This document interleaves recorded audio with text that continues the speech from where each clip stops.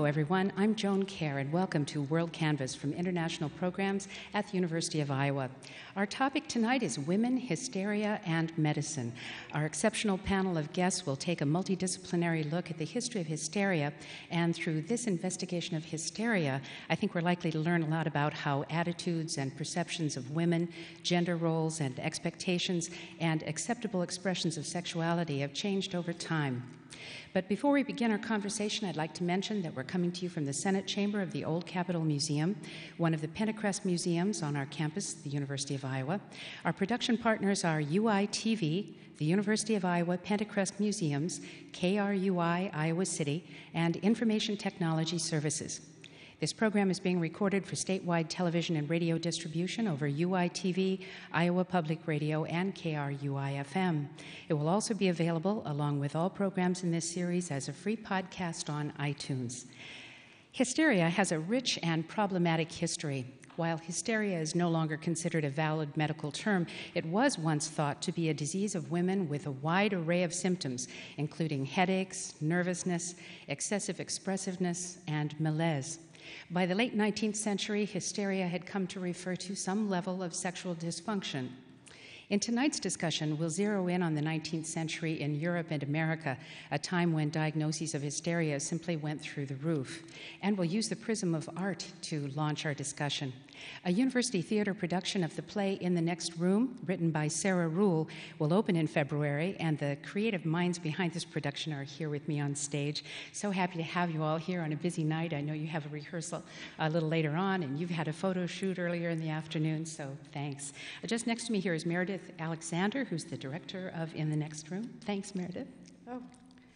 And Jennifer Page White is the dramaturg, just next in line. And then we have Michelle Smith and Kurt Smith, two actors in the play. And at the very far end, we have Andrew Nelson, scenic designer. So thanks again for coming. I have a quote here from a review of the play In the Next Room, and the reviewer says, her real subject, Sarah Ruhl's real subject, is the fundamental absence of sympathy and understanding between women and the men whose rules they had to live by for so long, and the suspicion and fear surrounding female sexuality and even female fertility. What do you think? I'll go to you first, Meredith and Jenny. What do you think about that as a characterization of the play? Seems accurate to me. It certainly was a response I had on reading it. In fact, it prompted the next question in my mind: how much have things changed? Yeah. Or not? Or not, yeah. And what do you think, Jenny? I think it's quite accurate. When I started my research on this play, one of the first quotes that I found from Sarah Ruhl was that her interest in this play was really looking at the silence between people. And how we cross that silence. And there's a lot of different boundaries that are examined in the play. There's the domestic sphere and the public sphere. There's the silence between men and women, between husband and wife. And the action of the play takes place simultaneously in two rooms. So it really sets us up for the idea that there is isolation even under the same roof. Mm-hmm. And that's something that we can absolutely empathize with today, not just in the 19th century. Right. Well, in a second, we're going to talk to the actors and to the scenic designer, too, to see just, how you have made all this come to life on the stage. But you've done a lot of research into the history of hysteria. Can you just kind of walk us through some of what you know? Well, it's a fascinating disease. The explosion of it in the 19th century, which is when this play is set, it's a period of notorious sexual repression. So hysteria has been recognized as a disease as early as ancient Egypt. It was defined by in Hippocratic writings. And originally it was thought to be a disease that originated in the uterus. By the time that the 19th century rolled around, they no longer believed this. In Greek times, they thought the uterus was imagined like an animal. I think it was Plato who called it the animal inside the animal. And it was a wandering, migratory womb that in times of sexual dysfunction, it would travel about the body and suffocate the patient. And so they thought that they would have to lure it back into its rightful place. That's not what 19th century doctors are thinking, but it still has a lot to do with sexual dysfunction. And this is a time period when no one really understands female sexuality. And there's a lot of confusion about the difference between male sexuality and female sexuality. So it's no wonder that this is a time that it becomes an epidemic. The symptoms expanded to include such a wide variety: anxiety, sleeplessness, heaviness in the abdomen, shortness of breath, and my favorite, which is the general tendency to cause trouble. Of course, it's being diagnosed across a wide variety of women. Well, obviously the play is, it has a serious subject, but it's also got heavily comedic moments, and we won't be able to talk too much in detail, and we don't want to give away the plot anyway too specifically here, because the play will be performed at Iowa in a couple of weeks. But there is a physician who is here with us today. Kurt Smith is acting as Dr. Givens in the play, and Mrs. Givens is Michelle. So I would ask the two of you to tell us just a little bit about when you were first approached to do the play. What did you think of these parts? You are in real life married, and so I wonder whether the subjects of this play have interfered with your life at all. Under PG rating, right? We've discussed, I think, a lot about I guess the topic itself and how things have changed or maybe have not changed, and I think it's important for us to further a message that, I mean, if something is taboo and is not supposed to be talked about, then that's probably the thing you should be talking about. And so I think that's a big, very important message in both of our lives. Do you have anything you want to say? Well, when I first read the play, I connected so strongly to a lot of the characters, but specifically the one I'm playing. There's something, and even all the other characters, there's something so human about all of this, and it's so difficult to understand, and the want to make a human connection, no matter what the relationship, I think was something that was really interesting to grab onto. It lives in me. It's easy to attach to. Sure. Yeah.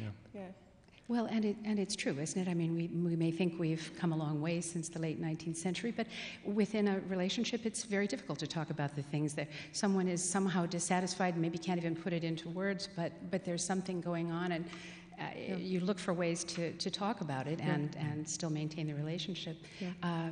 In a sort of a broad way, could you give the sort of arc of the play? Could you tell us what the setup is? Who are the characters?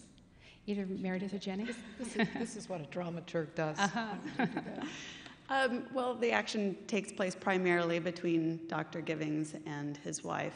Dr. Givens is a physician who treats hysteria, and it takes place right at the invention of electricity. He's a man who is, he calls himself a scientist, not a physician, which I think is quite important. He's wired his house with all of the brand new electrics, and he has a new device that he uses in his treatment of hysteria.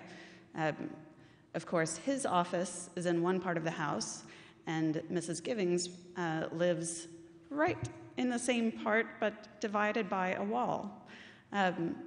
So as Dr. Givens is bringing patients inside his house, there is this division between him and his wife, both metaphorically and structurally. And the play is really about trying to cross that. The more patients that come in, the more questions it provokes in Mrs. Givens, and it's about them trying to find a mutual understanding. So as you direct this play, Meredith, what are the tricky elements that a director has to work with?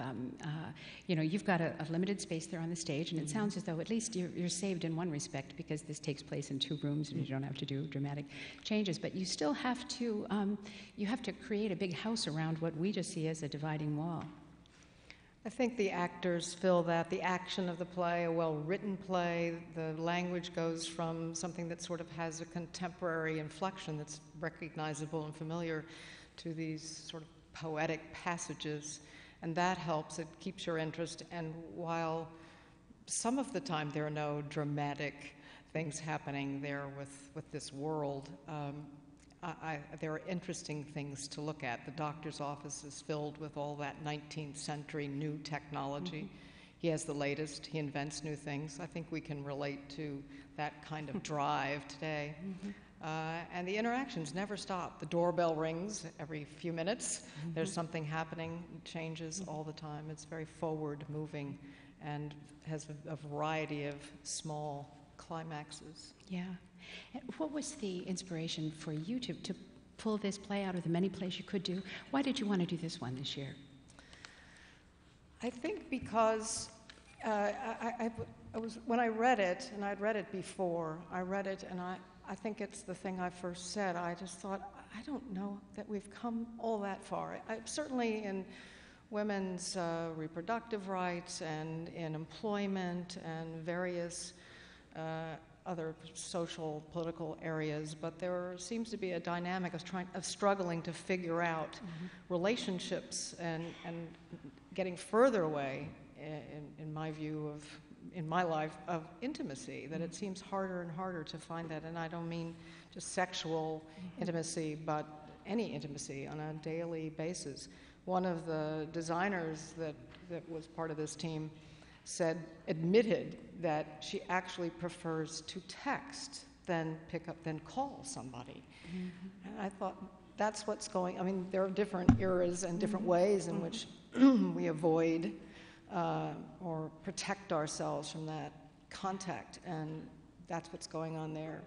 And I also thought about my young granddaughter and wondering what women when she comes of age, I mean, she's a teenager, but when she comes into young adulthood, what is that going to mean? I mean, she's on her phone all the time. And the idea of picking up the telephone and talking to a friend, if they're not doing something, going to a movie, sorry, that isn't a mode of communication and contact with each other. The engagement with one another is very different. Mm-hmm. It might be a good opportunity now to go down and talk to you a little bit, Andrew, about creating this space for us where all of these larger messages can be understood by an audience. What has been the challenge for you? Yeah, the really exciting thing to me, because I kind of geek out about the electricity part of this. Dr. Givings admires Thomas Edison and regularly attends lectures, and he has an electrocution of an elephant that he's I believe going out to see during the show because Edison is in this competition with Westinghouse in this time frame over the battle of the currents between AC and DC. So.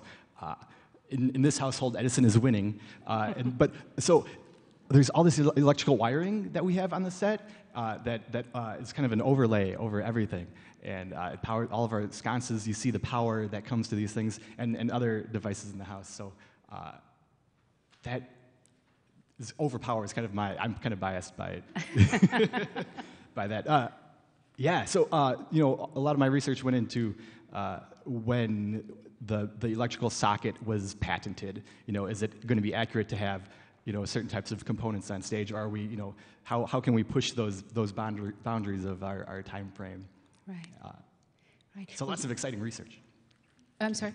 Lots of exciting research came into play. Well, so you've mentioned this, and also Jenny mentioned it, and this whole business about electricity just coming into people's homes at this time, and at least upper-class people's homes, and the idea of a brand new kind of technology that could assist us in many, many ways. And one way is in terms of addressing ailments people have, and that's something we're going to be able to talk about a little bit more fully when we have a group of guests up here who are going to give us background on 19th century sort of Gilded Age and so on, and what was going on in people's minds at that time. But in delicate terms, we should mention that this doctor is treating women who come in with symptoms that he believes are hysterical symptoms, and his goal is to find some relief for these people, and has in fact invested in a device that that will allow some relief. And so I'm sure that within the context of the play, this becomes funny. and comic relief. Yeah. But doctors were flooded with patients at this time, right? These were very desirable. People wanted relief from the troubles they were having. Right. Well, hysteria is chronic, and it's not fatal. So, what a great opportunity for physicians to earn a little extra money. And everyone's happy. The physicians are happy, and the women are getting some relief. And it seems to be a situation that is satisfactory for many people. Mm-hmm. But these treatments given by the doctors, at least in the reading I've done, they were considered non-sexual. They were therapeutic. And the people who administered these treatments really, truly believed that this was just one new therapeutic method. And we might imagine something else now, but at the time, that was... Right. That was not the way they were perceived. Yeah. Right. Yeah. One of the other interesting characteristics that I think people relate to it, even the young cast members, is that complete and utter concentration of the doctor on his patients for the purpose of science and healing, who can't see what's happening in front of his face to his own wife. Mm-hmm. Mm-hmm. That's one of the arcs of the play as well. Mm-hmm. Mm-hmm. Well, I won't ask what the resolution of the play is. Everyone will need to come. This will be in February. but it's electrifying. Right. So, how many dates will you have? Does this play for a couple of weeks or? A couple of weekends. It opens on February 10th, a Friday, and goes through Sunday, and then it plays from Thursday to Sunday of the following weekend. Well, before we break, I should ask you, who is doing all the costumes? She's not here. Lisa Borden. Oh. It's wonderful. We just had a publicity shoot and saw the sort of completed costumes for the first time. They're just stunning. Yeah. She did a great job.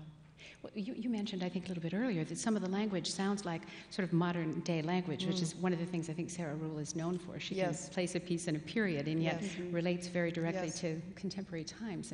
And this play, I know, has had really rave reviews everywhere. Yes. It's done. It's been one of the most produced plays across the country since 2010, or even before that, when it opened. It was commissioned by the Berkeley Rep.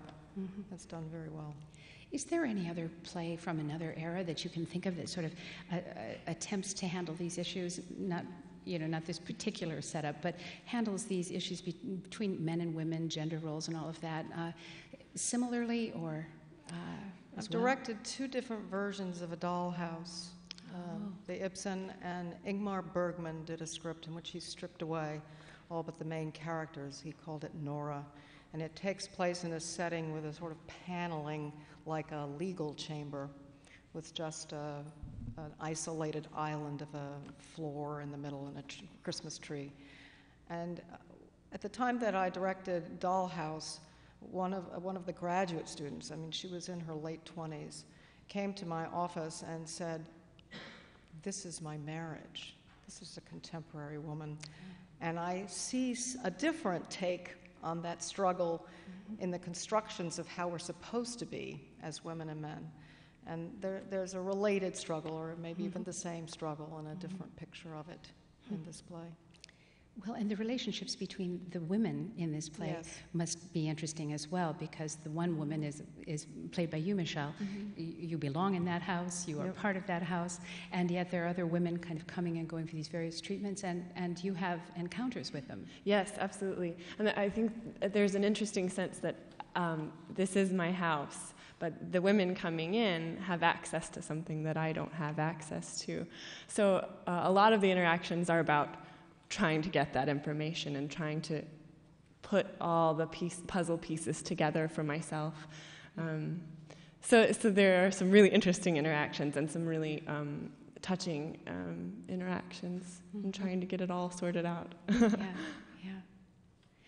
Jenny, any closing thoughts on the play before we move into another segment here? What should people be looking for when they come, other than just an enjoyable evening, where they'll enjoy the play? But what do you think the big picture point is of this play?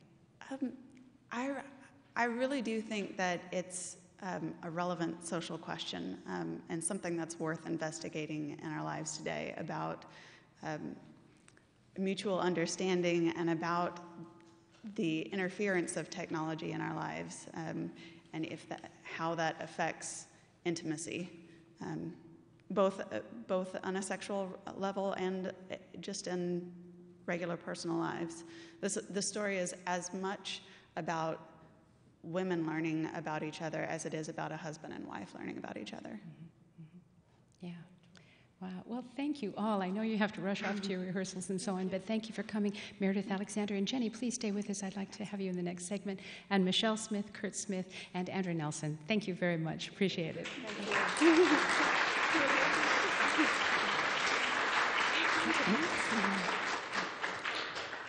And I'd like to invite our next guests up to join us now. That will be Bluford Adams and John Logsdon and Scott Stuart, also Lisa Heineman, and we have Jenny here with us. And we'll just move into a little more discussion about the background, sort of social context for this disease. And as our guests get assembled here, hi, please, that's fine, Lisa.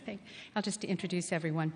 At the far end, we have Scott Stuart, who's a professor of psychiatry here at the University of Iowa, also the director of Women's Wellness and Counseling Service at the University of Iowa Hospitals and Clinics. Happy to have you here, Scott. Thank you. And you must be Bluford Adams. Hi, we hadn't met in person before, so hi, professor of English, and very glad you could be with us as well. And John Logsdon is professor of biology and also the director of the Penncrest Museums here. Thanks, John, for coming. Thank you. And you all know Jenny Page White. And we have Lisa Heineman just next to me. She's a professor of history and also of gender, women, and sexuality studies. So let's just talk a little bit more about the history of hysteria and the sort of social and cultural milieu, and also the medical context of this term, particularly in reference to the 19th century. Jenny told us a little bit about that. And I wonder, Lisa, if I could start with you for sort of a social and cultural backdrop to this period. Well, yeah, and I think we did get a nice introduction to that in our first segment. What we have here is an era in which increasingly all of medicine, biomedicine, psychiatry, psychoanalysis is basically interpreting all of women's problems as sexual. And I think that's kind of the bottom line there. So when we talk about the expansion of symptoms of what counts as hysteria, it's because if women are having any kind of problem at all, it must be related to their sexuality, because there's somehow something wrong with women's sexuality. So you have diagnosis, you have women who seem to be too sexual and women who don't seem to be sexual enough. And if they have a headache, it must be somehow related to sex. And if they have a stomach ache, it must somehow be related to sex. So this kind of way of interpreting all of women's ailments as sexual becomes sort of then embedded in this diagnosis of hysteria. I think a very important context, or two very important contexts, have to do with the increasing power of science and medicine. This is the century in which medicine is making enormous advances. This is when, in this century, physicians discover the microbe. So it becomes possible to begin things like vaccinations against disease, right? The notion that disease spreads. What does that mean for public health, right? Suddenly you have an explanation of dirty water is why epidemics spread, and sewage and so on and so forth.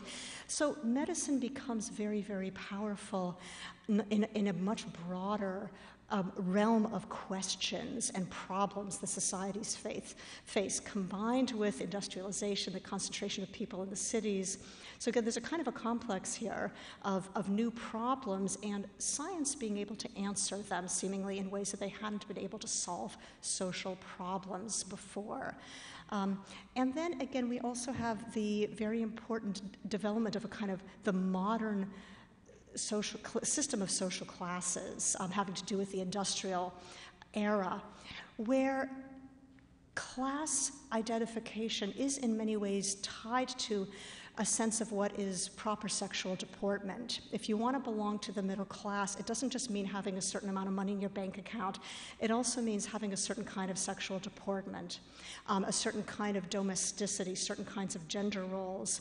And if you don't quite adhere to that, or if you're a member of the working class, if you're poor, you're more likely to be associated with deviant sexual behavior. So here too we see another very important complex of the ways that sexuality is interpreted in the modern era through certain kinds of gender roles that have to do with a relatively new kind of class system associated with something very modern that I think is well symbolized by the use of electricity in this play, right? It sort of tips us off to the role of to how modern this all is. Well, Bluford, I think I might just go down to you next, because I know that your work, and you're an English professor, and your work really, in some respects, concentrates on that period, the late 19th century, That's what right. some call the Gilded Age. What can you add to what Lisa has said? I think what I'd add, I think that was very good sketching out of the context.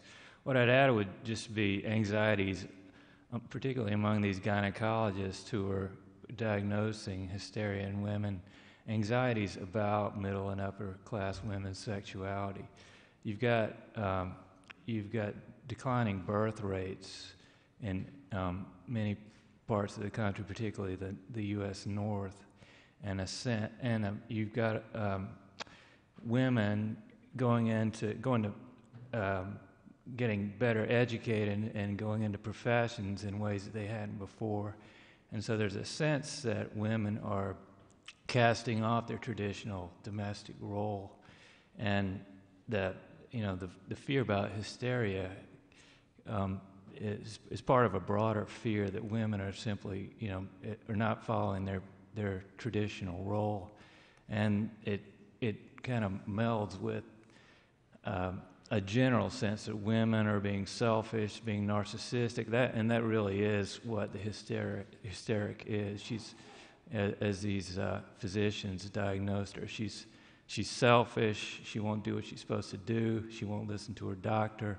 It creates this tense relationship with the doctor. But there were other forms of this that this so-called narcissism could take. It could be a woman pursuing the fashionable life. Fashionable women were seen as narcissistic. Educated women were seen as narcissistic. Women who practiced family limitation. Increasingly, women were practicing contraception and procuring abortions. They were selfish. So it's kind of a more generalized sense that women are looking after themselves, putting themselves above their families and above their children. Mm-hmm, mm-hmm. And most of the medical community, I suppose, was made up of men. Most of the doctors were men. There were female doctors, and there were male hysterics, men who were diagnosed as hysterics. But mostly, you're talking about male gynecologists, male physicians, and female, mostly middle and upper middle class. So-called hysterics. Yeah. Is there much documentation of women from middle or lower classes ever seeing doctors about these sorts of things, or is it really only reported among what would be considered perhaps upper-class women? I don't know if you know, but I'd be interested. You see scattered references to working-class hysteric women, but that's really not who these physicians were worried about. Right. You have the sort of private physician setting, as we have in the play, and of course these must be wealthier patients for this kind of treatment. Where you will sometimes see diagnosis among working-class women are women who have been maybe institutionalized for one reason or another, women who have been put into mental institutions. Yeah. And there you'll often have a large proportion of disadvantaged populations, and sometimes the diagnosis is applied there, but it's in a very, very different setting of treatment, obviously. Right. Yes, Jenny. Well, I think it has less to do with who is actually sick than who the physicians saw as being sick. Working class women, there was a prevailing notion that they were the healthiest because they were doing work. And these women, there was a notion, at least among a certain class, that the feminine ideal was one of idleness and fragility. And this is what sparked all of these symptoms. So I think it has more to do with the idea of the illness rather than the actuality. John, I'd like to bring you into the conversation from the standpoint of evolutionary biology. What do we know about differentiation between the sexes in terms of things that go beyond the apparent, physical appearance of men and women? I mean, do we learn anything from evolutionary biology? Well, let's go back a few million years, even a billion, and so there's sexual reproduction, right? So, and it turns out that organisms can be more than two sexes, but the common amongst animals and multicellular organisms is two sexes, and we can easily define female and male, and males for the most part are costly. The females are the ones that carry on that evolutionary lineage. And that's actually one of the questions that we're interested in evolutionary biology, is sort of why have sex at all? Because the females ought to be able to just do it themselves, right? They can get along without men. And actually today we potentially could do that, so we can ask that question. But more seriously, the two-sex gender roles thing is part of our biology. It's built in. Most animals have it that way.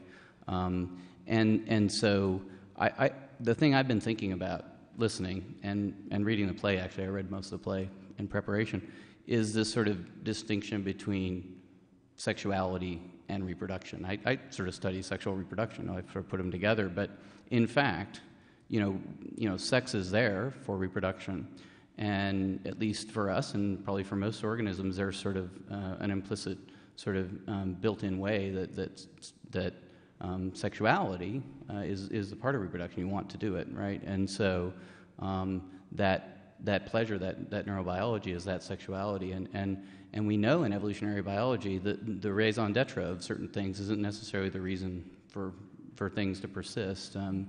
And so we have this distinction between sexuality and sexuality for reproduction. And I think as a human species, we can separate those two things. And I think society, as we became more aware of the difference between the sexes, and I think we were much more probably equal in paleo society. I don't have any data for that, but as we went through this sort of Victorian age, that distinction.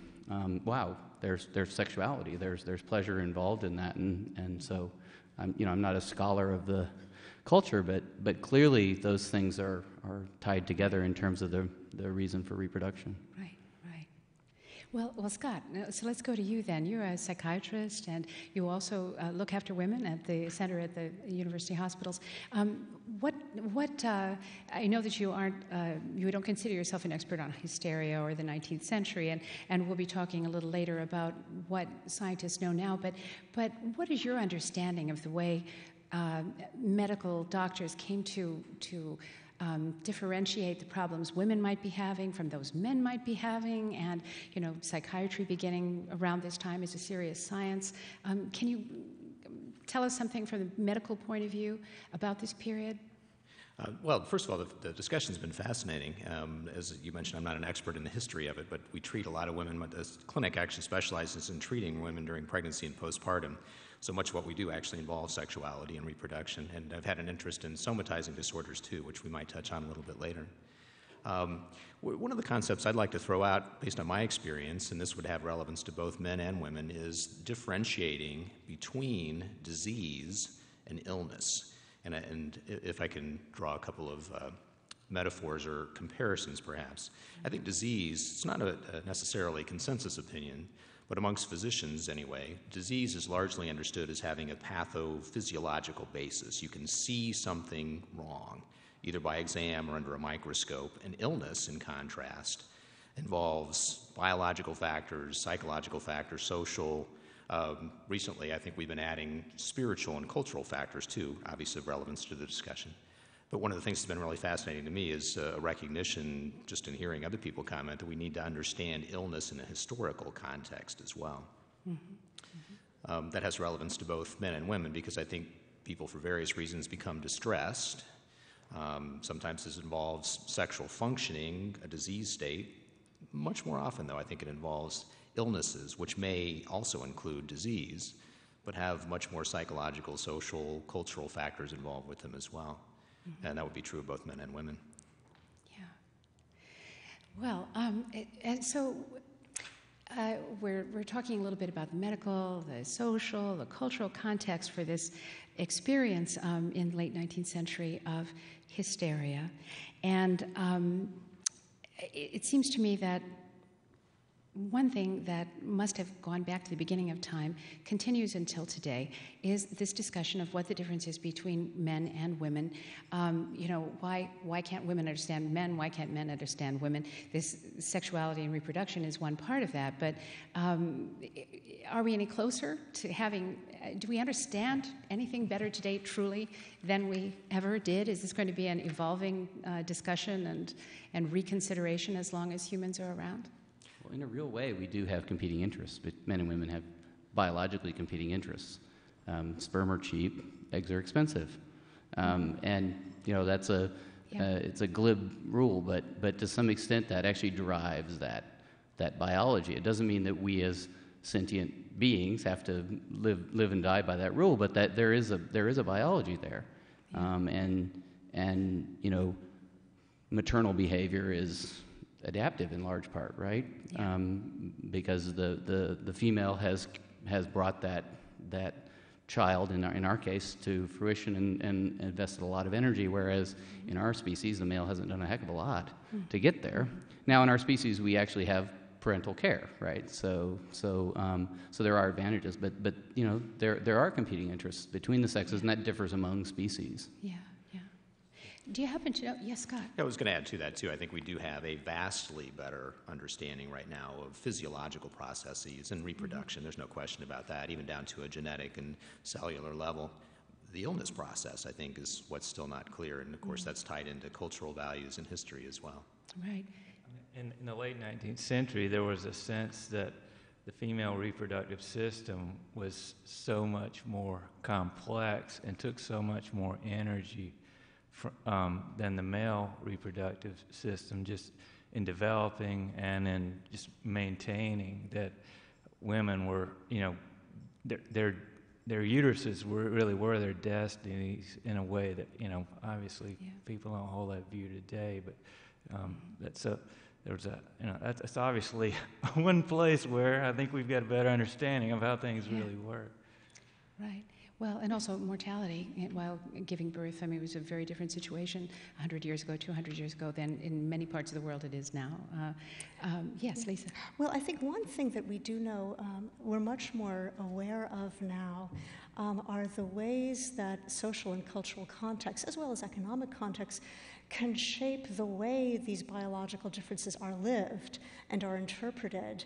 There was a time when the biological facts of women's reproduction, of the monthly cycle, of pregnancy, had these social implications, were interpreted in such a way that it meant that women couldn't possibly undergo higher education. Mm-hmm. Okay? So the interpretation of the fact changed radically, and that itself, the realization that women do have enough energy to reproduce and get an education, for example, to take only one example, itself then has consequences that have had enormous impact on our society. So I think in thinking about ways that our culture works with biology is a very important part of the equation, and I think that we do understand more about how deeply our interpretation of biology is shaped by other non-strictly biological factors. Mm-hmm. Mm-hmm. Yeah. Jenny, do you have thoughts on this topic? Well, I keep going back to the idea that I think hysteria is historically a behavioral disease. And if I'm to think of that in the context of today, it makes me think of expectations for gendered behavior, not on the level of disease, but just expectations of behavior. And that's certainly, there are courses in this, so I'm sure that we are more aware of it now than we were perhaps in the late 19th century, but not that we are at the end of our journey in understanding how expectations for behavior are controlled or constructed. Well, so we've talked about sex, we've talked about reproduction, we've talked about biological urge and all of that, but gender roles in a larger perspective. Let's talk a little bit about that. The expectations in this period, the 19th century, we've gone into that a little bit. But what were the expectations for men of a certain class? The men who would have been married to these women who would have been in the upper class here in America. Let's go to you, Bluford. May I ask you, Bluford? Yeah.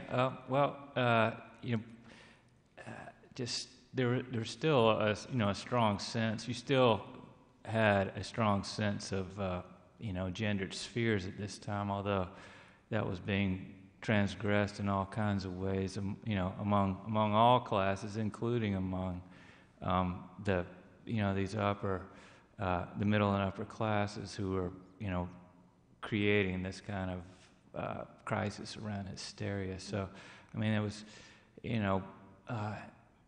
when men were watching their daughters go off to college. They were, sometimes even watching their daughters become doctors and even lawyers and ministers. And there was by the late 19th century, was becoming a more conventional thing. Although we're talking about the urbanized, mostly urbanized, better educated parts of the country. Mm-hmm. Yeah, and during this whole period, middle of the 1800s, railroads, rail travel, all of these things had changed so much. Early Industrial Revolution, and the sense that a person could go somewhere and even recreate oneself. I think that's part of the American mythology anyway. And I was wondering if any of you could comment on whether this whole business of hysteria was it a diagnosis that went beyond European cultures and America? Is this something that had been seen even by another name in other cultures around the world, or perhaps even still is? That is the case, actually. And to clarify, I guess my personal view would be that hysteria was, and these current illnesses are, illnesses as opposed to diseases. Yes. Sometimes the two go together, because you can certainly have an exaggerated response to a real physiological illness. Sometimes they don't. But I think the illness experience, as the other panelists were mentioning, is really part of the culture and the experience of the person. And treatments for that are also culturally sanctioned as well. Mm-hmm. And then, to be a bit of an iconoclast, I think oftentimes they're driven by profit as well. That much of the treatment that was provided was because there was a ready market for it, there was money to be made, an entrepreneur stepped in, and a real skeptic might say the same thing is happening now with the pharmaceutical industry in medicine. I wouldn't say that, of course, but a skeptic might. So, having to do with sexuality. Yes. And of course, that's one of the great things about a good piece of art, whether it's artwork or play, is it really allows us to see our own experience in a different cultural context.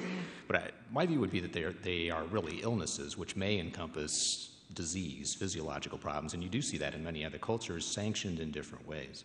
The whole, the medical profession was still a fairly young, thing by the late 19th century, and reputations can be built this way by diagnosing, treating illness, not disease.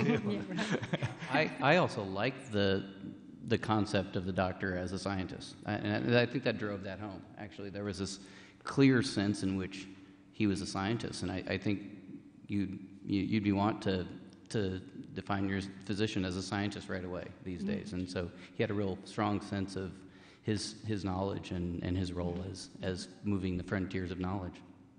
I think that probably one important thing, in thinking about, was this purely a Western phenomenon?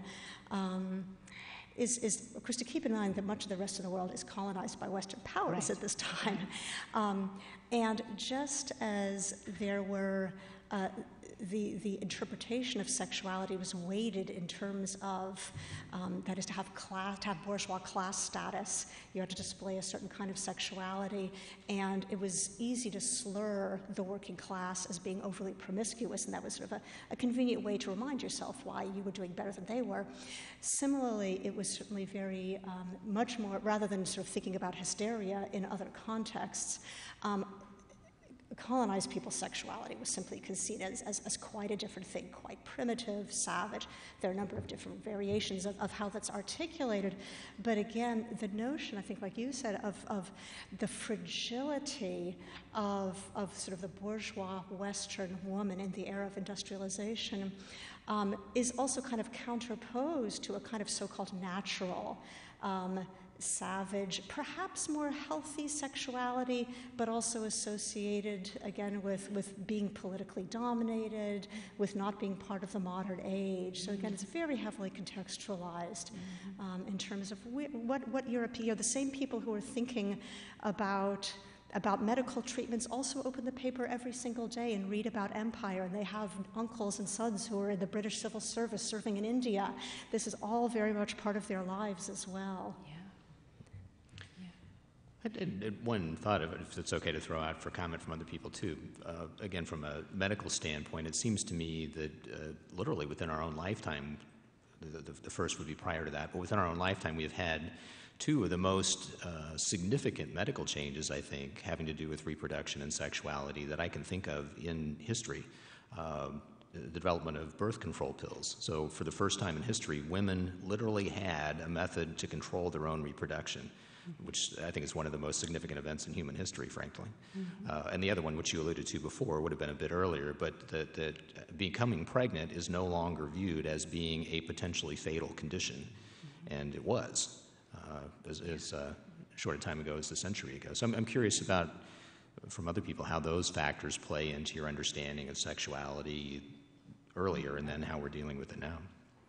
I think that's, crucial. Women had every reason to avoid having sex and having babies. I mean, that the risks were enormous. So, how could you enjoy sexual relations on some level when this could be fatal? So if part of, if one version of being hysteric was, I'm not going to have sex, then, there was a real rational reason for that. Yeah. And also, women avoiding sex in the 19th century is very much a feminist notion in the same way that the sexual revolution of the 60s was. It was an avoidance of being looked at as a sexual object. So having control over that part of your lives was very much a feminist notion. Scott, when you are talking to patients these days who are having problems, you said you concentrate kind of on postpartum and other pregnancy-related counseling. Yes. Yes. How much do you feel, from your point of view as a physician, how hard is it for women to talk to their partners about the problems they may be having, either as themselves or within the relationship? Good question. Well, my experience has been largely that people are much more open about it, and having been in practice now for about 2.5 decades, I think that's changed a great deal over time. I was really fascinated with the earlier panel discussion and the influence of intimacy on that, though, and I think that's where the real problem lies. So in terms of talking about actual sexuality and the physical act of reproduction, I think most people are fairly open about that now and able to talk about that. Still some problems, but more so than they had been. But the intimacy part and how that's connected with sexuality, I think, is still a difficult topic. Yeah. And then looking at the influence of prevailing religion or religious attitudes in different times in history, I don't know if any religious figures come into the play. I don't know if any of that is present in the next room. It's not really There's no real discussion of a that. part of the play. Yeah, but I wonder, perhaps Lisa, if you have any thoughts about the what was considered proper. Was that also sort of mandated by one's church? Yeah, I mean, both of the major Christian churches, the Protestant and the Catholic churches, were basically pretty sexually conservative, and also had, but by today's standards, and also had very clear notions, by and large, about proper gender roles, although some of the Protestant churches that were maybe less associated with the establishment. You've got the big establishment Protestant churches, and then you have sort of the more grassrootsy kind of churches would often, in fact, have charismatic women preachers, for example, and that's certainly a break from what one might think of conventional gender roles. And these might be women who were not going to be domesticated, but were understood to have a spiritual vision. So you do have that kind of exception. But yes, I mean, the churches are very powerful in structuring people's communities, the expectations of families and neighbors about proper gender deportment and proper sexual deportment. So that certainly plays a role. In some European states, the churches have an official role, right? In some states, that really sort of varies country by country, whether it's sort of entangled with the legal system. But it didn't necessarily matter because the cultural impact was enough. Mm-hmm, mm-hmm. Well, I know that here in America in the late 1800s, early 1900s, there were women who were charismatic speakers like this, and some religious speakers who, it seemed to, when they spoke and the things they did, really drove the crowd into sort of a mass hysteria, a very emotive experience. And how does that play out in a society where it's sort of, it's part of the deal? You go to hear this person, you know that you're going to get wound up, and it's sort of acceptable maybe to show this other side of yourself. It becomes a sort of an acceptable outlet. Yeah. But there too, again, I wouldn't underestimate the importance of, again, this class division. Episcopalians might look down on those Baptists, for having those kinds of revivals. And I think the other important element here is that, for the context of this play, we're talking in a sense about the scientific community, the medical community, the community that considers itself to be much more modern than all of that, highly rational. The historical figures, I mean, these are fictional figures, but their historical equivalents probably did attend church, they got married in church, they baptized their children, but nevertheless, they considered themselves to be part of the era of science. So there's an interesting tension between a kind of a cultural conservatism connected with religion and a modernized version of gendered and sexual codes that still are very disadvantageous to women, right? But science is articulating those in different ways, and again, has a complex relationship to the Christian churches in this regard. John, did you have something to say? I saw you nodding enthusiastically. I just could see that in the doctor-wife relationship, in that there was that tension, which was mentioned in the previous segment, right? He was a scientist, but yet he didn't see what was going on actually in his room, and his wife was not able to be part of that part of his life. Right. Yeah, they were clearly segregated, and I think that was a very brilliant aspect of the play. Yeah. Not to be too facetious, Scott, but is it fair to expect people who are physicians and doctors to have everything worked out in their own families, to be able to see everything? Well, psychiatrists do, but the other doctors struggle with that from time to time. I hope my wife's not watching. I think one of the intriguing things, and this would perhaps reflect my own personal perspective as a physician, but a number of people have talked about that disconnect, and for me, it makes perfect sense.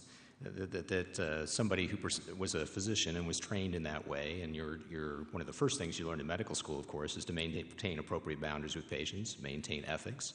It's drilled into your head, so if you're providing treatment because of that training, of course you would see it as completely non-sexual and not violating any boundaries. And that's something perhaps you can only get from a third person's perspective or a historical perspective. That we see that perhaps as involving sexuality now, but I would have to think at that time, given the training the physicians received and the same kind of ethics and boundaries, probably not quite as extensive, but similar to what we get now, that they wouldn't see it as having involved sexuality at all. Right.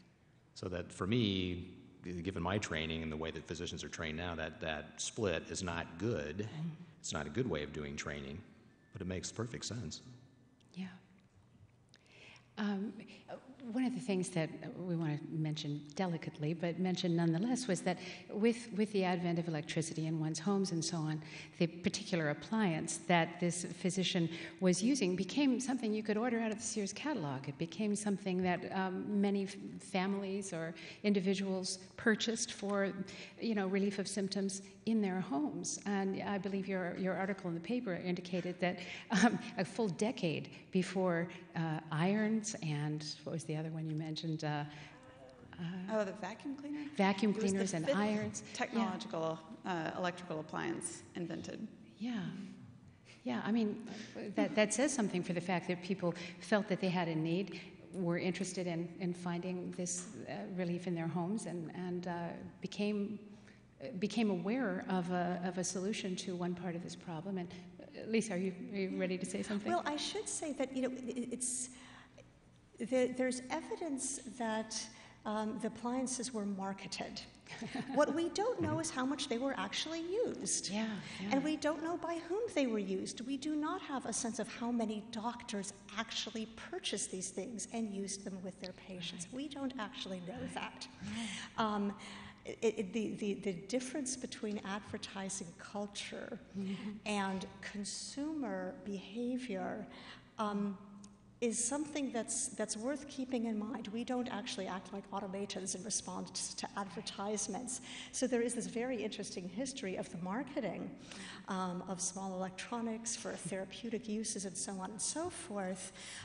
But I think before we get too far with saying, wow, this is the way hysteria was treated, we should take a step back and think about what we actually do have evidence of. Yeah, sure.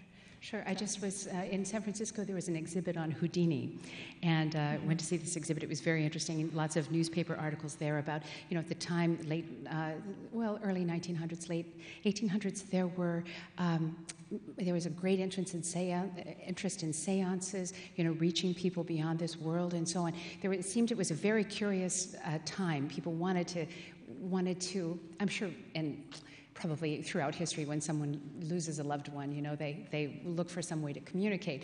But this was nonetheless very, very much in the news in that era. And I think that this, onset of technology, lights that were not gas lights any longer. I mean, it was a very crazy time, almost as crazy as ours, in the sense that every day there's something new and someone's imagining what you can do with this technology. So I don't know. To me, it's highly ironic that they are marketing these products, through the mails or whatever, at a time when, in the wake of the Comstock laws, just what had been a pretty vibrant market for reproductive control devices, syringes and whatnot, had been slammed shut. There was people were going to jail for marketing birth control devices and birth control information. So there's this,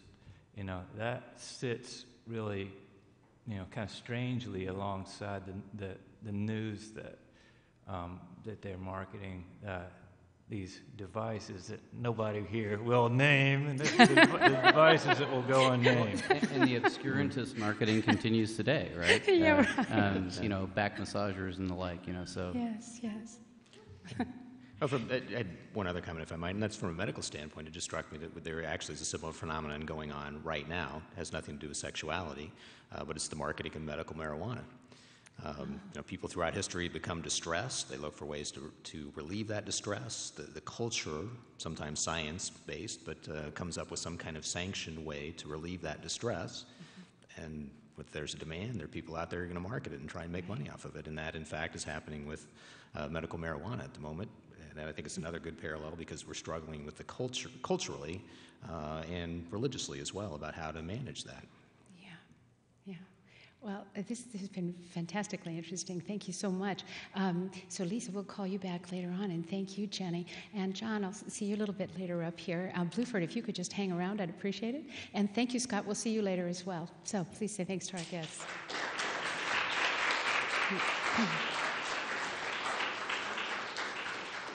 This is WorldCanvass, a production of international programs at the University of Iowa. We invite you to watch the rebroadcast of this program on UITV or listen on Iowa Public Radio or KRUI-FM. Links to the broadcast can be found at International Programs website, international.uiowa.edu, and the full WorldCanvass series can be seen on UITV and is available as a downloadable podcast on iTunes. I'd like to invite you all to the next program in this series, which will be held here in this room on February 10th. The topic is the history of sustainability. We have an amazing group of people who'll be here that day, so please look for the news and check our website, and you can see who they all are. That'll be at 5 o'clock on Friday, February 10th. And here, I think we're just about all set. So we have our next group of guests here. And in this segment, we're going to talk a little bit about literary and artistic representations of hysterical women. What were the portrayals in literature and in opera and in theater of people who had sort of gone over the edge and were called hysterics or mad women in the case of one of the presentations that Kitty Eberle will make. So let me introduce the people here on stage. We have Bluford Adams at the far end. Thanks for sticking with us. And Kim Marra, who's a professor in theater and in American Studies here at the University of Iowa. And Teresa Mangum, a professor of English and also the director of the Obermann Center for Advanced Studies here on campus. Hi. And Katherine Eberle, or Kitty Eberle, who's a music professor here at the university. So thanks so much. And I think what we'll do first is just ask you to talk just a little bit about how women in the theater, I'll just go to you first, Kim, in the theater, which you're so familiar with, and I know you've done a lot of work on this sort of turn of the prior century theater. What was the training for actresses at that time to play women who were hysterics or who had to show excessive emotion? What can you tell us about the way theater approached these topics? Well, it's pretty interesting, actually, because the theater is sort of one of these arenas where ideas about hysteria and its treatment kind of seep and affect it in ways that might not actually be named hysteria, but you see some of the same patterns. And certainly this was the case with the training of actresses.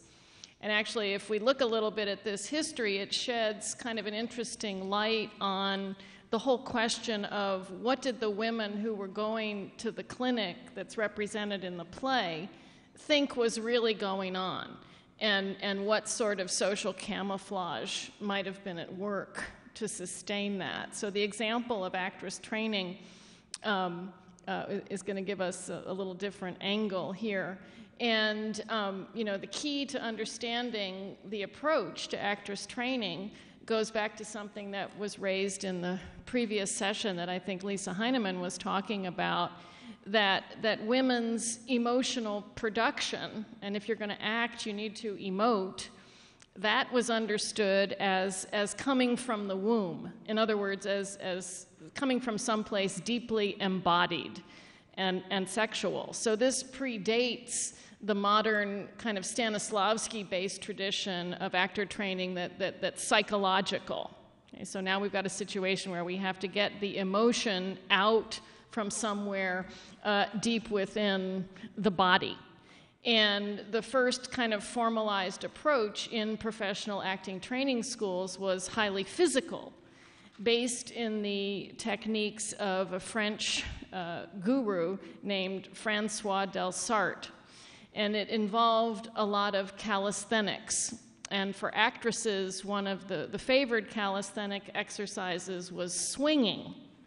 Because when you swing, your pelvis is moving, and this was thought to realign the pelvis so that all of that pent-up energy in the womb could somehow be expressed. And frequently, the exercise was paired with a reading of a text, and a favored text was this poem by Rose Hartwick Thorpe called "Curfew Shall Not Ring Tonight," which in the poem, it tells the story of this woman whose lover is slated to die by the midnight bell. He's in prison, so she has to climb this high bell tower, and as the bell starts to swing, she makes this tremendous leap and grabs the clapper of the bell to stop it with the flesh of her hands, and of course she's swinging. So these actresses in these acting schools are reciting this text while doing these exercises. And there was actually a very amusing satire that was written in 1889. So the play in the next room is set in the late 1880s, and this is right at that moment. And it's called 40 Minutes with a Crank, or the Cell Dart Craze, kind of turning, doing a little turn on Delsarte. And it features this acting guru named Archimedes Abbott, named after the classical philosopher who, among other things, invented the screw. And his assistants then call him in the play Old Screw. And this client, this young woman, comes to the acting school for her lesson. Her name is Miss Minnie Moneybags. And Archimedes greets her, Old Screw greets her, and takes her to the so-called curfew department, where she goes behind a curtain, and we've been told that there is a swinging apparatus installed back there. So we don't actually see everything that's going on, we only hear it. But he gets her attached to the swing, and he says, now swing, my pretty. And we hear the crack of a whip, and we hear her crying, oh, professor, oh. And this goes on for several minutes, and then finally she comes out, and she's rubbing her shoulders and talking about how marvelous it is to have been taught to feel, whereupon Old Screw sticks out his hand and says, $5, please. So this, it's a very interesting piece, and it sort of suggests that, well, there was some understanding that this sort of stretched the bounds of propriety, might even have been a little abusive, but we hope it was enjoyable, and it certainly was profitable for the teachers who were administering this, because acting training, like therapy for hysteria, was addressing a chronic condition. A lot of the women who pursued this training never actually made it into the theater, but they thought it might be kind of a neat idea to try and become an actress. But to do that, you had to be able to emote. So if they took enough of these lessons, maybe they'd be able to, and they were happy to go to the school and pay their $5 and get the training. So, by the way, one of the historical instructors who was at this acting school that this spoof was thought to be a parody of was a man named David Belasco, who went on to become one of Broadway's storied directors. And his breakthrough success was with a play called The Heart of Maryland, in which, in the climactic scene, one of his acting pupils, who he made into a big star, a woman named Mrs. Leslie Carter, did exactly what happened in the poem by Rose Hartwick Thorpe. That is, she had to climb a 35-foot ladder to a bell tower, and at the climactic moment, leap and grab that clapper and swing 35 feet over the stage floor. And she did this 473 times. So when you ask what was involved in the performance of emotion, a hysterical symptom, that sort of physical challenge was a big part of it. Wow. Thank you, Kim. Always tough to follow Kim Marra. Yeah, no, okay. Well, no. This will be fun to hear what you have to say, and Bluford as well. Talk a little bit about literature at this period and the way women were represented there. I'll just go to you first, Teresa. Well, is that good? I want to put a pitch in as part of this for the humanities. And we've been talking in these wonderful comments we've had so far about the history of sexuality in the 19th century and its link to questions of women's madness or suspicions of women's madness. One of the things that's really exciting about being a scholar in the humanities is that we are figuring out completely new ways. The humanities are disciplines that are devoted to interpretation, to learning what culture means, to thinking about what different kind of actions and attitudes might signify about our desires, our hopes, our fears, our anxieties, which often come through in art and literature and theater. And in the last century, in the 20th century, at mid-century, after 100 years of people claiming that the Victorians had no interest in sex whatsoever, that they were the buttoned up, sexless, puritanical crew we often see depicted in images and movies, that in fact, we have a French philosopher, Michel Foucault, who stops and says, anytime a subject is so actively not spoken about, you can assume that people are thinking about little else. I think we've seen a little bit of that on stage tonight. So that Foucault argues that actually he's really interested in the way a culture, a society, gets its members to police their own behavior in order to get the majority of people in a community to behave in concert with everyone else. And that often requires the suppression of desire, the suppression of pleasures that would interfere with other people. And so Foucault taught scholars, he really transformed the way Victorian studies works, because he taught us to go back to those novels and that art we thought we knew and look with different eyes at, rather than assuming that repression and suppression were the values of the culture, were really what happened in the culture, to rethink those questions of whose power was served by imposing that kind of suppression. How did that help the state function, communities function? How did that help push people who weren't willing to cooperate with a larger group because they wanted something different, push them to the margins? The other huge change in the middle of the 20th century was feminist theory and feminist activists who started to ask us to go back to look at art, literature, history, and ask new questions about women's status and look at what we looked at all along, asking a different set of questions about what might that behavior mean? What might that story, the way it's told, mean? And I just want to read you one little short passage from a fabulous 19th century novel that you should all buy and read. It is by a woman writer named Mary Elizabeth Braddon, and she was she was an editor, she wrote for magazines, she wrote a shocking number of novels, and she was the leader of a group of writers who wrote in what was called sensation fiction. So they were really marketing their books to deal with topical issues and court cases and charges of adultery in the news, all sorts of hot topics. And in one of her great novels, Lady Audley's Secret, she tells the story of a beautiful doll-like little woman who looks like an angel and who, it turns out, is an early version of an hysteric. The novel is asking, is that what she really is? So in the novel, her mother has had, at the moment of childbirth, has gone mad, but her madness is the madness of Ophelia. So she's beautiful and like a little girl and silly, not dangerous, which is this whole new image of madness that Charcot later makes famous in his photographs of all these hysterics who somehow, oddly, all act the same way. They all reproduce what Ophelia was like, which is really interesting.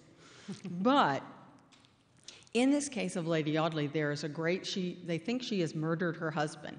And it is so terrifying to the community that this tiny, petite little woman who looks like an angel, that surface might be deceptive. And I think this is also part of what drives the interest in hysteria, the fear that what you see on the surface of a woman might be shockingly at odds with her inner self, but that she would use that feminine beauty to lure and seduce men into doing her will. So is she dainty and harmless, or is she just a brilliant performer who knows how to manipulate? So let me just read you a quick little paragraph to show you the way the act of interpretation can work, because you've got a family trying to decide whether they'd rather have a murderess in the family or a mad woman. So a doctor has been called, and he says to the man of this wealthy family, the head of household, "You would wish to prove that this lady is mad and therefore irresponsible for her actions, Mr. Audley," said the physician. Robert Audley stared, wondering at the mad doctor. By what process had he so rapidly arrived at the young man's secret desire? Yes, I would rather, if possible, think her mad. I should be glad to find that excuse for her. And to save a chancery legal suit, I suppose. Robert shuddered as he bowed in assent to this remark. It was something worse than a chancery suit that he dreaded with a horrible fear. It was a trial for murder that had so long haunted his dreams. How often had he awoke in an agony of shame from a vision of a crowded courthouse and his uncle's wife in a criminal dock, hemmed in by every side by a sea of eager faces. And so the doctor ends up speaking to her, and he comes back and says, I have talked to the lady, and we understand each other very well. There is latent insanity which might never appear, or which might appear only once or twice in a lifetime. It would be a dementia in its worst phase, perhaps acute mania, but its duration would be very brief, and it would not only arise under extreme mental pressure. The lady is not mad. She has the cunning of madness, but the prudence of intelligence. I will tell you what she is, Mr. Audley. She is dangerous. Oh, thank you. And tell us the name of that book again. Lady Audley's Secret. Lady Audley's Secret. Great. Well, Bluford, let's turn to you and talk about your perceptions from the literature that you read and that you teach. Yeah, well, the one that's obviously got to spring to mind for an Americanist who looks at the late 19th century is a short story by Charlotte Perkins Gilman that many people probably know, called The Yellow Wallpaper, in which Gilman is writing. She's basing this story about a woman who goes insane. She's basing it on her own treatment at the hands of Silas Weir Mitchell, who was a famous, maybe the most famous physician who diagnosed neurasthenia, which is a commonly diagnosed nervous ailment from this period. And it chimes with the play as you guys have described it. I have to admit I haven't read it because the narrator's husband is also her physician. He treats her like a child, and he doesn't take her deteriorating mental condition seriously until by the end of the story he's shocked to see how mad she's gone. So it's an unforgettable story written from the kind of inside. You get a kind of inside view of this growing madness, and you have the strong sense throughout the story that it is the treatment that this woman is receiving, and the treatment that she is receiving because she's a woman that's driving her insane. Wow, The Yellow Wallpaper. Yeah. Yeah. Well, we have some music to reflect on, too. And Kitty Eberle is going to share that with us. So I know you have a couple of musical clips. Do you want to get into it by a little discussion first? Sure. Yeah. Joan asked me if I would talk a little bit about how music personifies this whole idea of anxiousness or anxiety. And so I tried to pick two musical excerpts for you. And the first one we want to play is from probably the most famous mad scene in all of operatic history. That's Lucia di Lammermoor by Donizetti. And at the time Donizetti was writing his operas, why in Paris, you mentioned Jean-Martin Charcot, was giving these presentations at social gatherings where he would do autopsies and things, and he tried to prove his point that hysteria was indeed prevalent in women, and would press on the lower abdomen to incite hysteria, and then also press harder to stop the hysteric response. And at the same time, the people that were attending these fashionable showings were also attending the opera. And so as a result, these two things happening simultaneously, opera became really very interested. Composers, Donizetti, Bellini, and others, started writing lots of mad scenes because the French Parisian society was very entranced by this. They thought it was quite fascinating. So all of a sudden, when particularly in Lucia di Lammermoor, we get to the second act, why Lucia has this 18-minute-long scene, we call it scena in Italian, and where she goes really bonkers. And it's so fascinating that audiences just love this, and they all wait for that moment.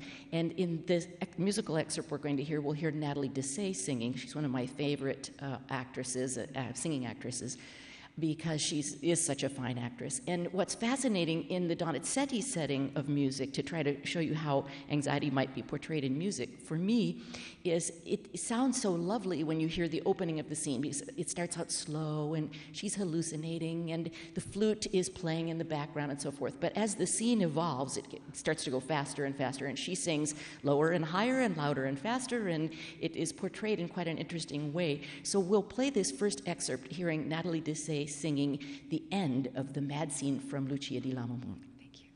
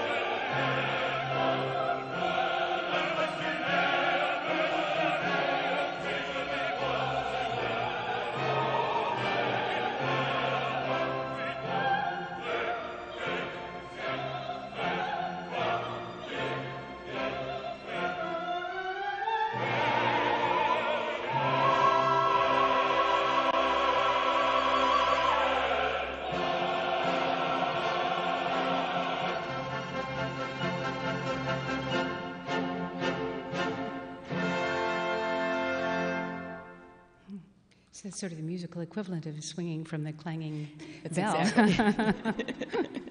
And it takes tremendous stamina, not only to sing the whole opera, but to do that scene, oh my goodness, because you're wandering around amidst all the chorus members and reacting to them and responding, meanwhile hallucinating, and to show the palpitations of your heart and the pallor of your skin and the fainting kind of seizures that one might go through to interpret that. It really takes a tremendous actress. And then, of course, there are all of those high notes and low notes and fast notes and loud notes, so it's really extraordinary. Yeah. And I wanted to show a contrast with a more modern-day example of anxiety taken from Dominic Argento's song cycle called From the Diary of Virginia Woolf. And this is actually taken from the diaries of Virginia Woolf. In fact, and then individual songs make up the whole set of songs. It's sung by a mezzo in this recording, Janet Baker. But I thought it was so interesting to contrast because I find the Donizetti almost pleasing and easygoing in terms of it doesn't really, other than the fast notes and high notes, doesn't portray anxiety as I perceive it. And in this example, you'll hear fast notes and interesting intervallic leaps, but the rhythm really heightens the emotion even more for me. So I wanted to share a little bit of this. You'll hear the text, why is life so tragic? Why? So like the little strip of pavement over an abyss. And as maybe some of you know, Virginia Woolf struggled with some mental illness during her own lifetime. So it's an interesting excerpt to include in this particular cycle. Can you play that excerpt for us? Why is life so tragic? Why?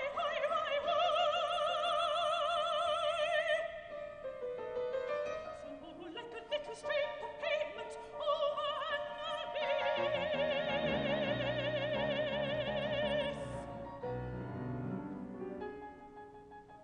I look down, I feel giddy.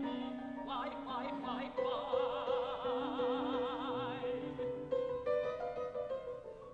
wonder how I am ever to walk to the end.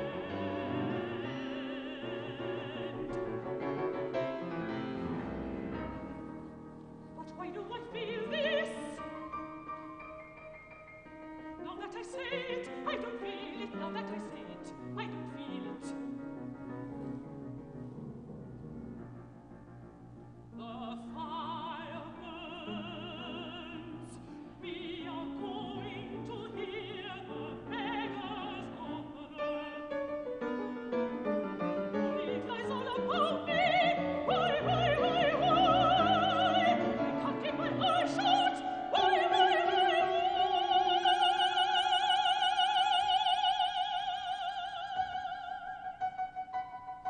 Little how happy I am. If it weren't for my feeling that it's a strip of pavement over an abyss.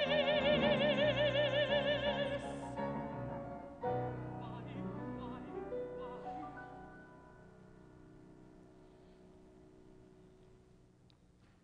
So it's such an interesting contrast to show the aspects of anxiety in a modern-day setting and then one that would have been a 19th century setting. And how interesting is it that the composers choose to use a rhythmic device in this second example of da-da-da-da-da-da-da-da. It really gets your heart beating, and you could sense a little bit of maybe angst just listening to that, let alone the text setting of Virginia Woolf. Oh, yeah. So it's fascinating to me. No, thank you for sharing that. And you also train singers, so I imagine you've had to help them find these various emotional ranges that Kim was talking about. Well, that's true, but the average college student isn't working necessarily on mad scenes. Those are usually done by sopranos. But they are wonderful, and it's interesting. I brought along scores of those musical excerpts if you wanted to see them. But the thing that I find fascinating with the Donizetti, the mad scene of the time of Donizetti was really a tour de force for the singers. So in terms of training singers, why it takes a great deal of expertise to do that. And books were published with alternate notes that you could sing, just like a jazz musician might improvise different notes. Well, for example, Natalie Dessay in that first musical excerpt, every time she performs the piece, she sings different notes. So there are multiple pages written with optional notes written for those mad scenes, and it's fascinating. And so, yes, of course, we use those excerpts to help train singers because there are all these different variations and permutations. So, before we break, does anybody have anything? Kim, are you interested in saying anything else? Well, I just, Teresa really laid out a wonderful case for the humanities in terms of coming at evidence of a phenomenon like hysteria from so many different vectors that are going on in the society and the culture, that you really need to get out of the sphere of medicine to understand some of these attitudes that are operating. And certainly the people who were working in the theater, which is, after all, a medium that kind of by its nature makes, the subtext or the unacknowledged, that's what they have to play. So on some level, it has to be acknowledged. It has to be made conscious. And, a director like David Belasco very much understood about this being about a sexual manipulation. And, there are other stories about his interactions with actresses that will bear that out, but probably aren't appropriate for this broadcast. Teresa and Bluford, any further thoughts? No, I just say I so appreciate the performance being brought in, both theater and music, because I do think it's one of the challenges when you're an academic is that we tend to think so much. We move everything into language, which immediately abstracts it a bit from lived experience.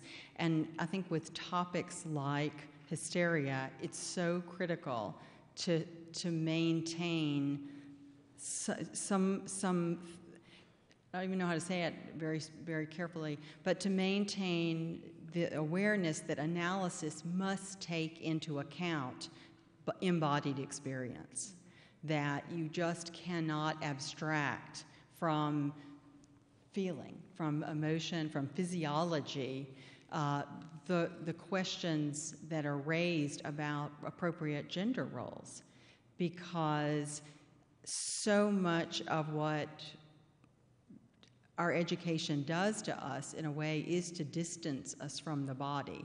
And some historians would argue that women who were deemed hysteric in the last part of the 19th century were really fighting back hard to bring the body back into the conversation.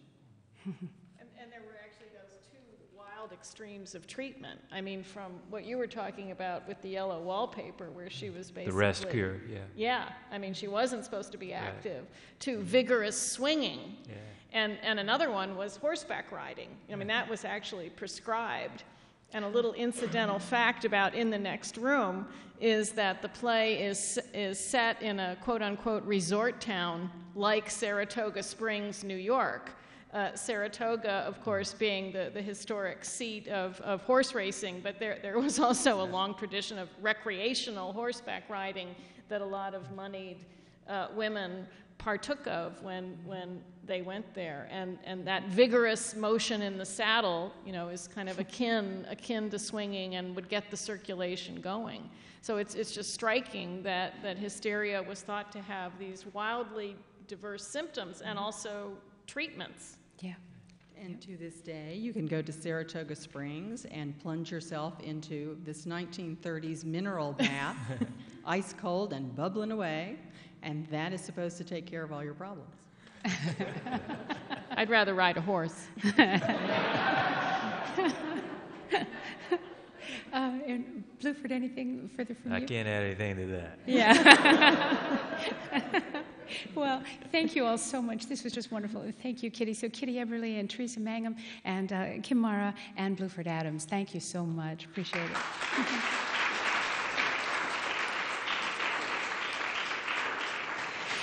So now I'd like to invite our last guests up, and there's people you've heard from a little bit before, but we're going to take a leap now and move toward the 20th century and then, of course, to the modern day as well. But as Lisa Heineman and Scott Stuart and John Logsdon come up, what we're going to talk about here is how the 20th century redefined everything from appropriate gender roles within and outside of the family to acceptable sexual expression.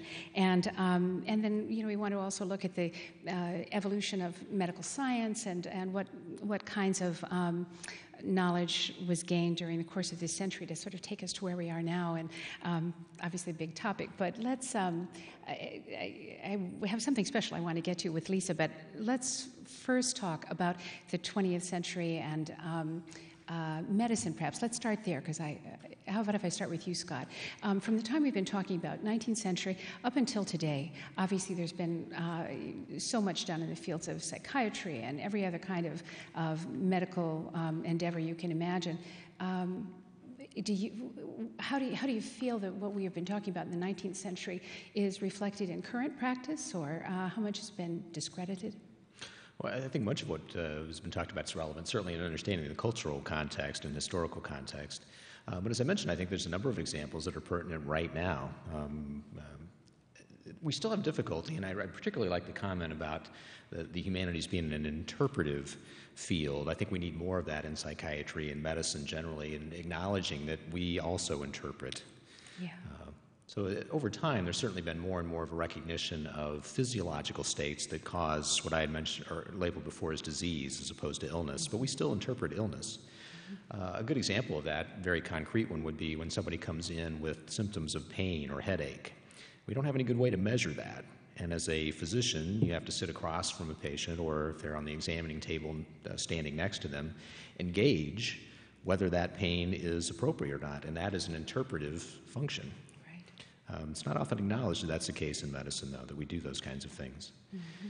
The concern I would have, though, as a physician is that I think that some of the things that are used to treat distress or illness or proposed as treatments may keep people from getting treatment that is needed for real disease conditions.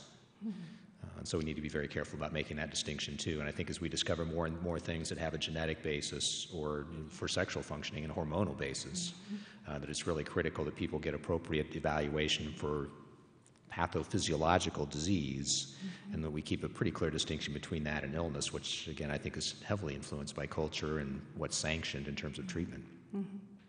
Well, and I think just as a layperson and non-physician, I think that when we become ill, we need some kind of treatment. You know, we expect that you look to a doctor for every answer to every ill, and of course, you know, there's a limit to the knowledge you may have or the ability to string together everything that's happening in this person who's come into your office. And I know that sometimes medications for certain things like depression can cause physical symptoms that might even mask something that's an actual physiological illness.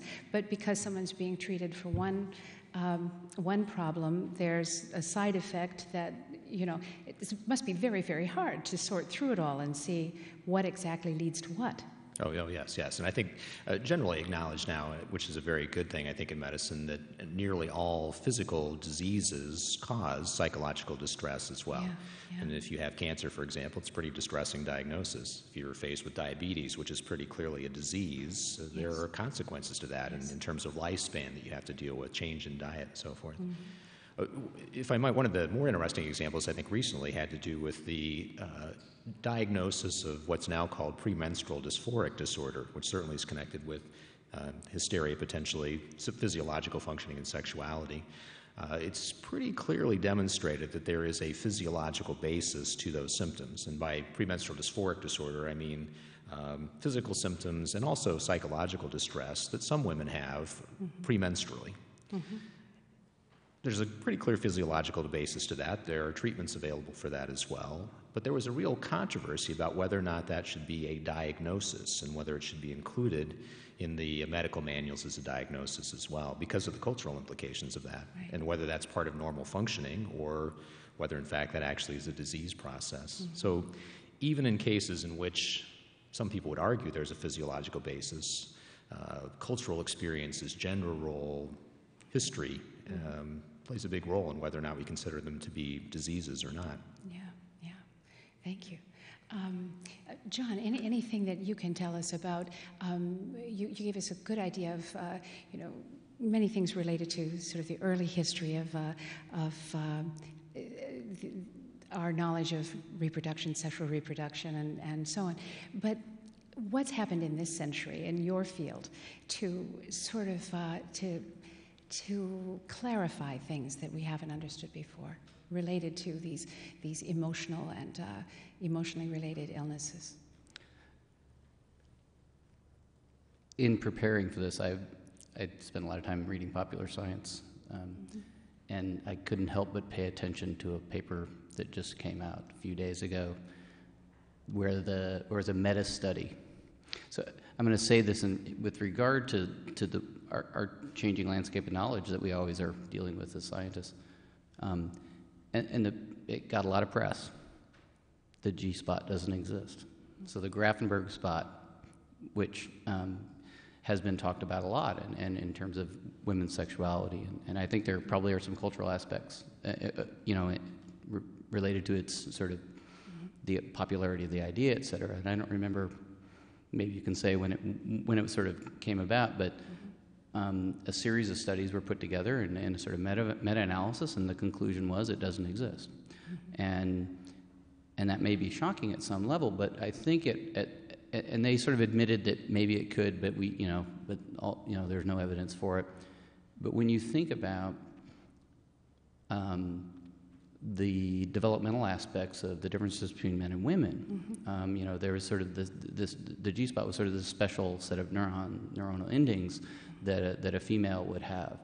But yet, in many ways, we're built the same. We might look differently, but in many ways, developmentally, we have the same developmental processes. And so, I thought that was fascinating because, in a real sense, there are some apparent differences, but perhaps those aspects of our neurobiology, the developmental physiological parts, might have a much more explicit connection between men and women that are similar as opposed to different. So that's one thing that came to mind. I know that wasn't what you expected. Yeah, but. no, it's interesting. So let's move to Lisa. I wanted to ask you to sort of walk us through this 20th century period with an overview, if you will, but then also tell us about a German woman you've been writing about recently and who really created a new, helped to develop a very extensive industry in her country and beyond. So I'll turn it to you. Yeah. Well, to start with a survey of the 20th century, gee. Yeah. I think one interesting, we have such a multidisciplinary group here, and we're thinking of different approaches to these problems. I think one thing that's very good to be very sort of self-aware of is how much are we hearing of the actual experiences of the women in question, and how much are we hearing of various members of the medical community, how much are we hearing from their husbands, much are we hearing from various cultural authorities, and so on and so forth. And I so much appreciated the reference to Charlotte Perkins Gilman, because there is this sort of very insider, the sort of felt experience of first feeling miserable and then undergoing a treatment that only made things mind-bogglingly worse. And we do have these very interesting, this takes us really to the early 20th century, testimonies of women who are diagnosed with hysteria, who are undergoing talk therapy, and then from their psychoanalysts' notes, we get some of their own testimony, although of course filtered through how the male psychoanalyst took the notes.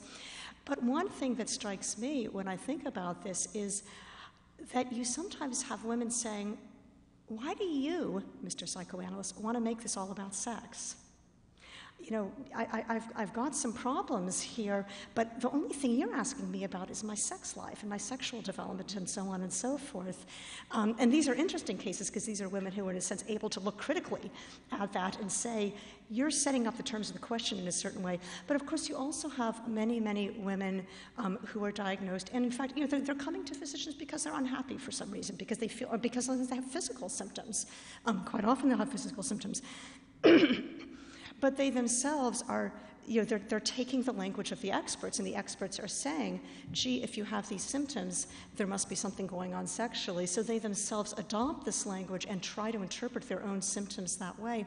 And I bring that up because it is often very easy for us to sort of lose sight of the actual women we're talking about, and how hard it can be to get at their voices at all of this, and how important it is when we do have that kind of evidence, that it helps to sort of put cracks sometimes in what the larger interpretive frameworks are, but also to see how powerful those frameworks can be, because the women, in many cases, in a sense, have no cognitive choice but to adopt that framework because nothing else is being offered, in a sense.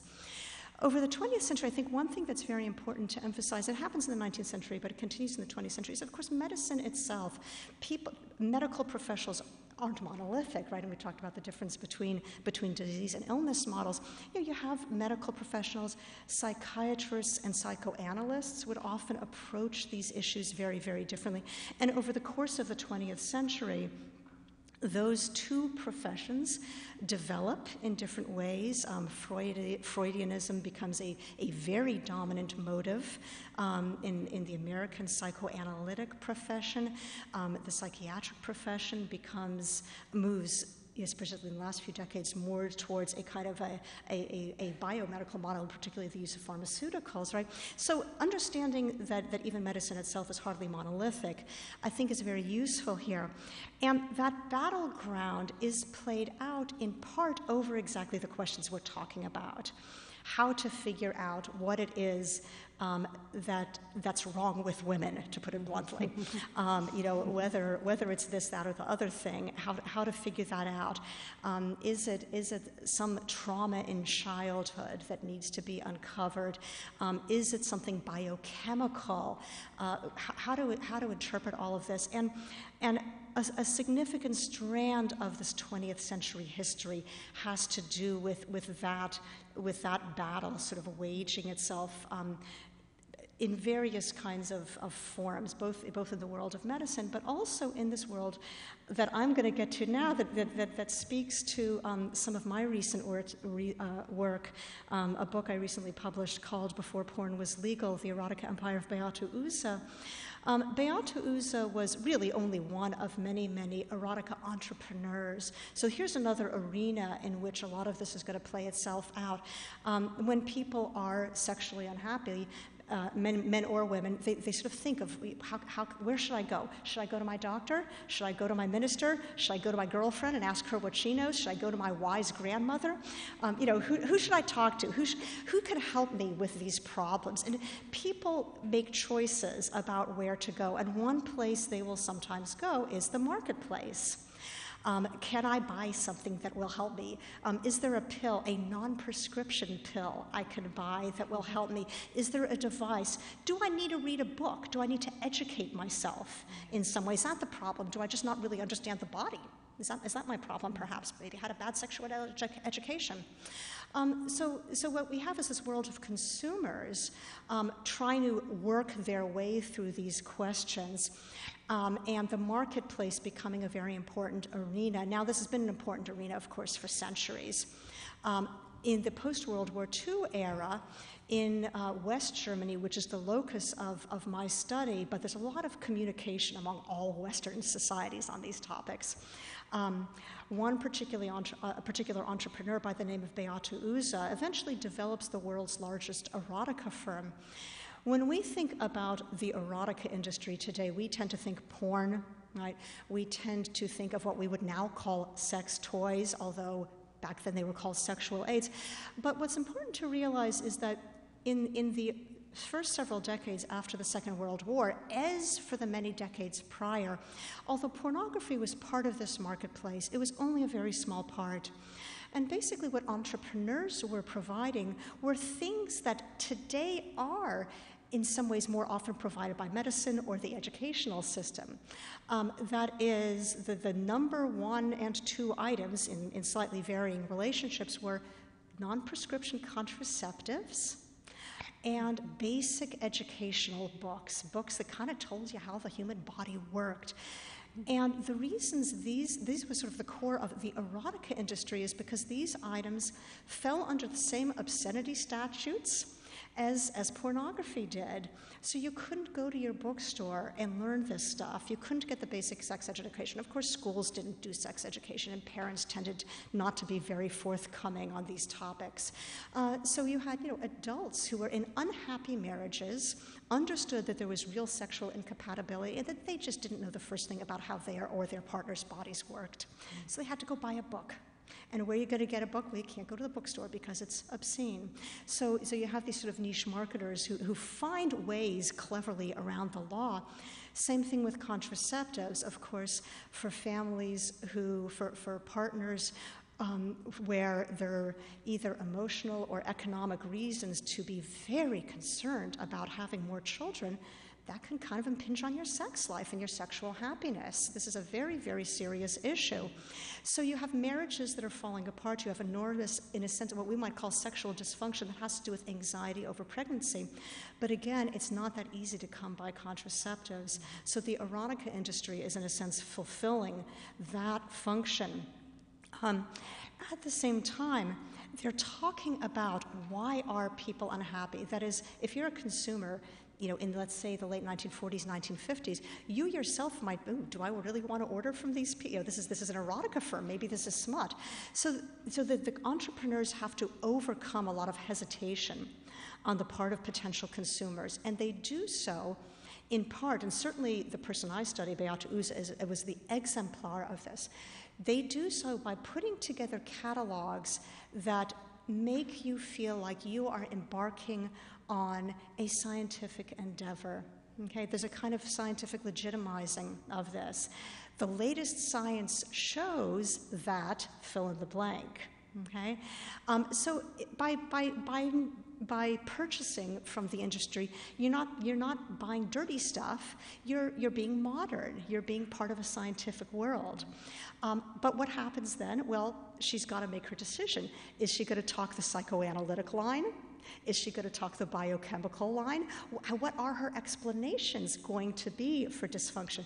Now, she's a good entrepreneur, so her answer is all of the above.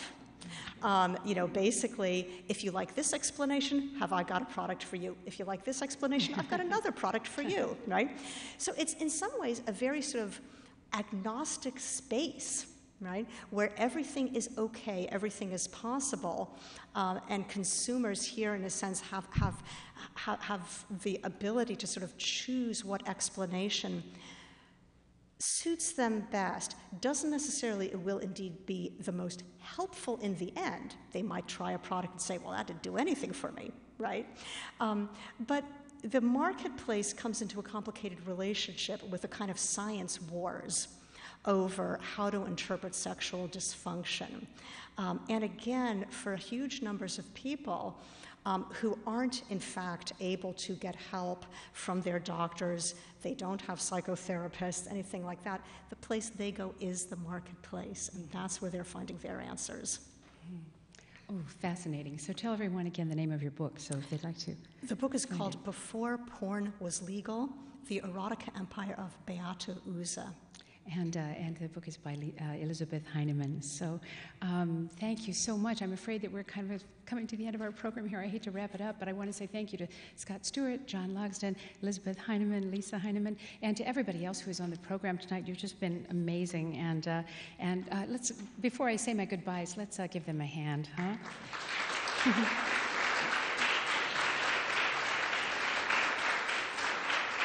So we have come to the end of our program, and I'd like to thank everybody here tonight. Those of you who took time out of your Friday to come and join us, thank you so much. WorldCanvass is a production of international programs at the University of Iowa. Production partners are UI-TV, the UI Pentecrest Museums, KRUI, and Information Technology Services.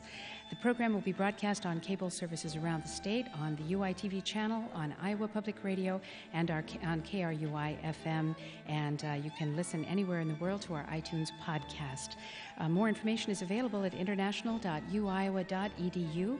The next program is February 10th. I hope you can join us. It's on the history of sustainability.